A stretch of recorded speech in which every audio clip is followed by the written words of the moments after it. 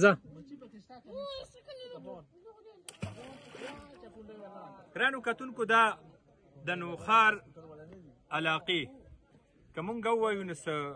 ډېره دورافتاده علاقه ده او د جړوبې ډیم جړوبې باندې مشهوره علاقه چې دلته به اوبه نه وي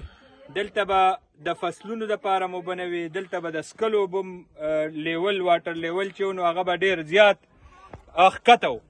خلکو ته به مشکلات و د فصلونو دپاره به مشکلات و د جړوبې ډیم د تعمیر نه پس واټر لیول هم اوچت شوی دی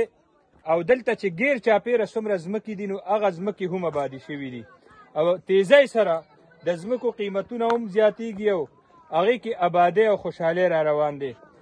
ډېر لوی محنت پې شوی دی او په دې کې لا کار شروع دی ځکه ووایم جغرافیایي لحاظ سره دې ټایم کې مونږ جي دغه طرف ته تاسو ته ښکاري دا غرونو وادیانې دي یو سلسله ده او دا د افار پېښور وادیانې دي د بل طرف ته که مونږ وګورو نو دا وادیانې د علاقه خټکنامه چراټ دي نوښار له الله تعالی ډېر زیات ښایست ورکړی دی او هر طرف ته زه چې نوښار کې ودرېږم په نوشیره کلا کې نو همیشه دا وایم چې جي وادي نوشیره دا نوښار هر طرف ته وادیانې دي دلته کې نن په دې چراټ خټکنامه کې نو دلته هم هر طرف ته وادیانې دي او ټوریزم لحاظ سره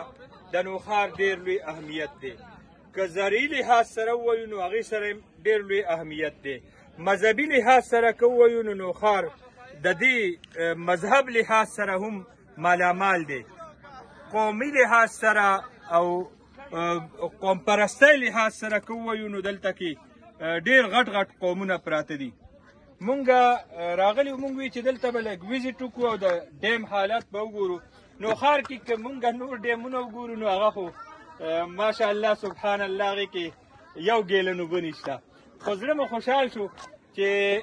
جړوبه کې کوم ډیم جوړ شوی دی نو دلته نگراني سخته شوې ده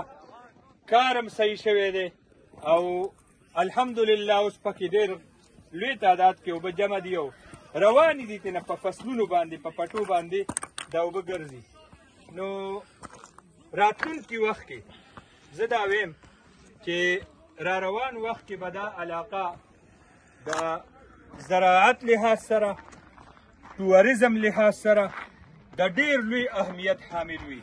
دا ګیر چاپېره غرونه چې تاسو ته نن ښکاري اگر چې سرسبزګي پرې راوتې ده بوټي پې شته خو څه وخت پس به دلته کې ډېر لوی زرغونتیا وي شینوالی به وي دا غرونه به شنه شي او ګیر چاپېره چې کمې ځمکې دي نو دغه ځمکې دا به سیرابې شي او دلته به زرعي خوشحالي راشي کم روډونه چې جوړ شوي دي د ګیر چاپېره د دې ډیم نه نو کار بلکل ایک نمبر شوی دی او زه به دا ووایم چې ما ټول نوښار وکتو نوښار کې مې نور ډیمونه مو کتل نوښار ډیمونه تباه شوي دي برباد شوي دي پیسې غرقې کړي دي خو دلته چې کوم ډیم دا جوړ شوی دی نو دغه ټیکېدار له ایوارډ ورکونه غواړي ځکه چې په دې غرونو کې روپۍ روکې کړي نه دي روپۍ 100% لګولي دي او مونږ هغه ته خراج تحسین پیش کوو